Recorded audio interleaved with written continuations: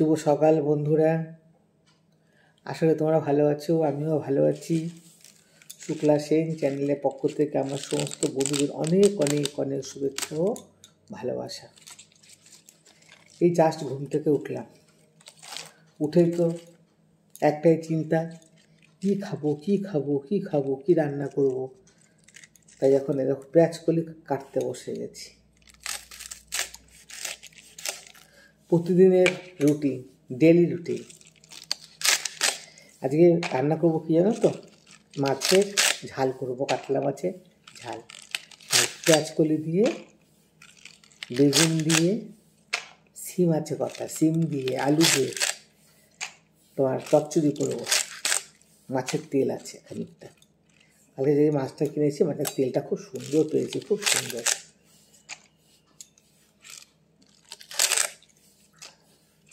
একটু রান্না করি। আর আজকে অনেক মাছ আনা হয়েছে, আজকে না কালকে অনেক মাছ নিয়ে এসেছিলাম, কাতলা মাছ। তো অত মাছ খাবো না আজকে, দেখাচ্ছি তোমাদেরকে, দাঁড়াও।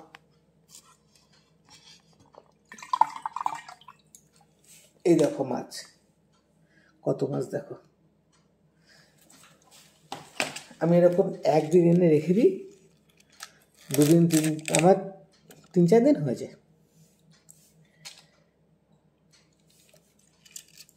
আজকে এটা হবে, মাছের ঝালটা হবে, তারপরে তো আরও কত কাজ আছে। বন্ধুরা বুঝতে পারছি না কেন এত ভিউজ কমে যাচ্ছে, অনেক ভিউজ কমে গেছে, অনেক অনেক, মানে প্রচুর বলতে পারো, প্রচুর। আমার যেখানে ভিউজ ছিল প্রায় তোমার 1 লাখের কাছাকাছি, সেখানে এখন কত এসেছে জানো বন্ধুরা?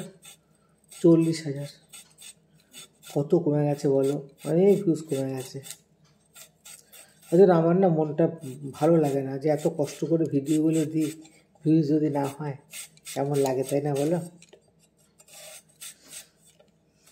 এখন দেখো আলু কাটছি, তারপর ঘর বারান্দা পরিষ্কার করা আছে, অনেক কাজ আছে গো বন্ধুরা। আর আমি তো বসে থাকতে পারি না এক জায়গায় চুপচাপ করে। ইউটিউব করছি, সংসারের কাজ করছি, তার ফাঁকে ফাঁকে আবার তোমার একটা কুরুশের সেলাই ধরেছি, সেটাকে করছি, ঘর বারান্দা পরিষ্কার রাখছি, রান্না করছি, সব কিছু কিন্তু আমার একার হাতে। কী করবো বলো? মেয়েদের যত জ্বালা, স্বামী কী খাবে, ছেলে কী খাবে, সবার চিন্তা করতে করতে নিজেদের কিছু হয় না, নিজেরা কিছুই করতে পারি না, সবার চিন্তা করতে করতে। এটাই হচ্ছে আমরা নারী, নারী জাতির প্রচুর চিন্তা। পুরুষেরা আর কি ইনকাম করছে, ঘরে মাল তুলে ছেড়ে দিচ্ছে, এবারে ঘরের যিনি সহধর্মিনী সেই সব কিছু করছে। সবজি কাটা মোটামুটি হয়ে গেল। সবজির মধ্যে আজকে এটাই হবে, সবজি, মাছের ঝাল করবো, আর কিছু করবো না। কেননা অত কে খাবে বলো? তোমাদের সঙ্গে তো আমি কথা বলার টাইমই পাই না, তার জন্যই ভালো যে না একটু ভিডিওটা করে নিই।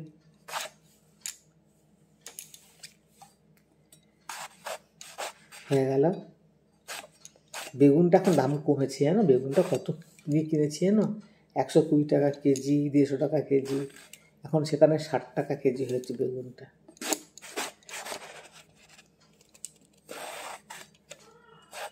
আর এই মাছের তেলটা রান্না করবো কী করে বলো তো? এই তেলে মানে কড়াইতে তেলে একটু বেগুন দিয়ে দেবো, তোমার কালো জিরে ফোড়ন দেবো, শুকনো লঙ্কা ফোড়ন দেবো, আর এই সবজিগুলো সব দিয়ে দেবো, আদা বাটা, রসুন বাটা, লঙ্কা বাটা দেবো, পেঁয়াজ বাটা, আর নুন হলুদ তো থাকবেই। নামানোর পরে একটু ধনে পাতা দিয়ে দেবো, ব্যাস, আর কিচ্ছু দেবো না। খুব সুন্দর খেতে হয়। তেলটা দেখলাম অনেকটাই আছে, মোটামুটি আজকে করলে আমার 2-3 দিন হয়ে যাবে, কারণ আমি তো এতটা 100 টাকা খাবো না। কাটা হয়ে দেখো কেটে নিয়েছি। এবার পেঁয়াজ রসুনটা একটু ছাড়িয়ে নিই, কারণ এটা তো আমার রান্না মাস্ট, এটা লাগবেই, এটা ছাড়া আমার রান্না হবে না। আর আর মাছই বলো মাংসই বলো পেঁয়াজ রসুন না দিলে কিন্তু ভালো লাগে না, আমার কাছে কেমন একটা আস্তে আস্তে গন্ধ লাগে।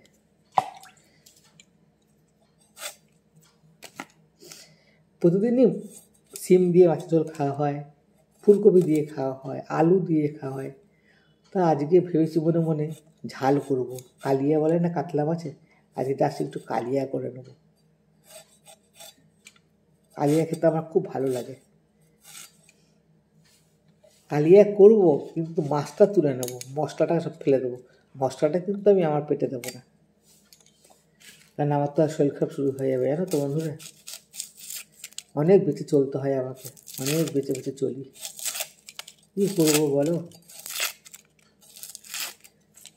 যখন তুমি ব্লাড টেস্ট করবে না তখন তুমি বলবে কি আমি সম্পূর্ণ সুস্থ। যখন তুমি টেস্ট করাতে যাবে তখন তোমার 1000টা বেরিয়ে যাবে।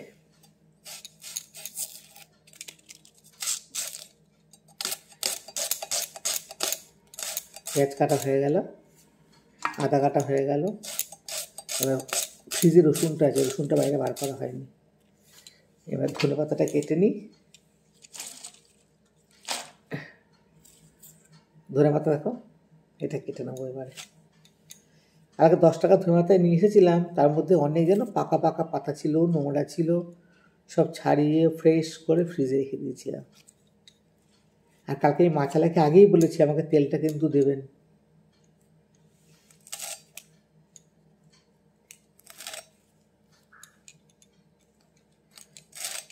ধনে পাতাটা কাটা হয়ে গেল।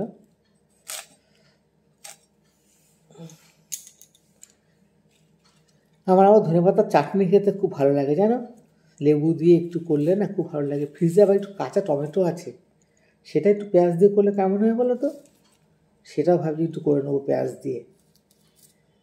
কেননা সেদিন দিয়ে নিয়ে এসেছিলাম যে টমেটোর টক খাবো, ওটাকে শুধু পেঁয়াজ দিয়ে আর কাঁচা লঙ্কা কুচিয়ে নুন হলুদ দিয়ে একদম টাইট করে রান্না করবো কড়াইতে, আর কিচ্ছু দেবো না ওটাকে।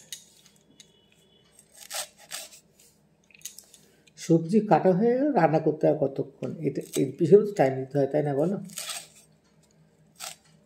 সব কিছু একার হাতে। শাশুড়ি মার শরীরটা একটু খারাপ, কালকে খবর পেলাম জানো বন্ধুরা। উনি একটা খুব অশান্তির মধ্যে দিয়ে আছে, সেটা বলছি না তোমাদেরকে। ওনার শরীরটা খুবই খারাপ, ছেলের কাছে শুধু কান্নাকাটি করছে। আমি বলেছি এখানে চলে আসুন চলে আসুন, উনি আসতে চাইছে না। দেখো আমার একটা ছেলে আছে, উনি আমার সঙ্গে যেমনই ব্যবহার করুক না কেন, এখন ওনার বয়স হয়েছে, একদিন এই বয়সটা আমারও কিন্তু হবে। আমি বলছি চলে আসুন, কিন্তু উনি আসতে চাইছে না। বলছে না আমি যাবো না, আমি এখানেই থাকবো। তা থাকো, আমার বলো দরকার, আমি বলেছি তাই না। একটা বয়সের পরে শ্বশুর শাশুড়ি কেন বা আমাদেরও তো বয়স হবে তাই না বলো, সেই সময়টা তো আমাদেরও সামনে আসবে। রক্তের জোরে মানুষ অনেক কথা বলে, কিন্তু একটা সময় সবাই জব্দ হয়ে যায় তাই না। আমি বলেছি চলে আসতে, যে আমার যা জুটবে আপনি তাই খাবেন, আর আপনি তো পেনশন পান, ডবল পেনশন, শ্বশুরমশাই পেনশন, নিজে পেনশন, আপনি আপনার পেনশনটা এখানে আনবেন না, ওটা আপনি আপনার মেয়েদের কাছে বইতে রেখে চলে আসবেন। আমার যা জুটবে আপনি তাই খাবেন। কতই বা খাবে তাই না বলো, কিন্তু উনি আসতে নারাজ, আমার কিছু করার নেই না এলে। বারবার করেই বলেছি, ছেলেকেও বলেছি মাকে চলে আসতে বলো। রক্তের জোরে মানুষ অনেক খারাপ কাজ করে ফেলে, পরে তাকে পস্তাতে হয়। আমার একটা জামাইবাবু আছে জানো, সে অল্প বয়সে অনেক বাজে বাজে কাজ করেছে, সেগুলো আমি বলছি না তোমাদেরকে, অনেক বাজে বাজে কাজ করেছে, প্রচুর বাজে বাজে কাজ, যেগুলোর পানিশমেন্ট হয়তো যাবজ্জীবন জেল বা অনেক কিছু হতে পারে, এরকম আছে। তবে নিজের না, অনেক দূর সম্পর্কের। মায়ের মুখেই শুনেছি গল্পটা, মায়ের মুখেই, চোখে তাকে দেখিনি আমি। তার এখন যা পরিস্থিতি কি বলবো, তার এখন সে এখন জানো কি বলবো, নানা রকম রোগে ভুগছে। এখন সে বলছে যে অল্প বয়সে আমি অনেক ভুল কাজ করেছি, যার জন্য আজকে আমি শাস্তি পাচ্ছি। তার ওয়াইফের কিন্তু কোনো রকম কোনো হেলদোল নেই, সে সমস্ত কিছু মনেই করে না। একটা জিনিস কী বলতো, ভুলটা যে করে তার যদি অনুশোচনা হয় তার থেকে বড় কিছু নেই। কী করা যাবে, মানুষ সঙ্গে পড়ে অনেক কিছু খারাপ কাজ করে ফেলে, তাই না? পরে যখন অনুশোচনা হয় তখন আর কিছু করার থাকে না। তবে অনুশোচনাটাই যথেষ্ট আমি মনে করি। সঙ্গে কথা বলতে বলতে আমার সবজি কাটা হয়ে গেল, এবার আমি রান্নায় লেগে পড়ব। ঘরে বিছানা এখনও তুলিনি, বিছানা তুলতে হবে। আগেই আমি এই কাজটা করতে চলে এসেছি। আর মাছটা এখনও বরফ ছাড়েনি, বড় কাজটা আমার কমপ্লিট। আর একটা আলু দিয়ে সবজিতে, তাহলে অনেকটা হয়ে যাবে।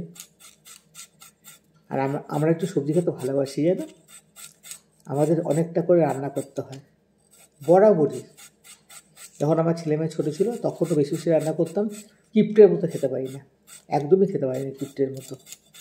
ওই সমস্ত আমাদের রাশিতে আসে না। আমার মা তো সার্ভিস করতো, মা যখন অফিসে যেত সকালবেলাতে, হয়তো মাছ ধরো আসেনি, যেটা জন্ম থেকে যেটা দেখেছি সেটাই বলছি, বা আমার ছোটো ভাই বউ আসার পরও যেটা দেখেছি, মা হয়তো দোকান থেকে ডিম নিয়ে এলো, একটু ডিমের ঝোল করে খেয়ে বেরিয়ে গেল। তার বিকেলবেলা মা অফিস থেকে যখন আসতো বাজার থেকে মাছ নিয়ে আসতো রাতের জন্য। আর যখন ভাইয়েরা বিয়ে করলো যখন, তখন মা হয়তো একটা তরকারি খেয়ে চলে গেল, মাছের ঝোল টোল, আবার দুপুরবেলার জন্য আলাদা হয়তো ডিম, রাতেরবেলাতে হয়তো ওই ডিমটা হয়তো বেশি করে খেতে ওটা রাতে হয়ে যেত। আমাদের মা কোনো দেখিনি কোনো মানে পুজো উপোস ছাড়া অন্য কোনো দিন নিরামিষ খেতে। আমাদের নিরামিষ কোনোদিন চলতো না। আমার শাশুড়ি মাকেও দেখেছি বৃহস্পতিবার বলতো কি যে আজকে তো বৃহস্পতিবার, তা আজকে নিরামিষ রান্না হবে। এবার আমি নিরামিষ ব্যবস্থা করেছি, দুপুরবেলা নিরামিষ খাওয়া গেল। রাতেরবেলা বলবি কি মুখটা যেন কেমন কেমন করছে, আর দুপুরবেলা খেয়ে শান্তি হয়নি, রাতেরবেলা ডিমের ঝোল করে দাও। এ আবার কীরকম নিরামিষ খাওয়াবো জানি না। যাই হোক, অনেক কথা বলা হয়ে গেল, ভিডিওটা এখানে শেষ করছি। সাবধানে থেকো, ভালো থেকো, আর ভিডিও কন্টিনিউ দেখতে থাকো।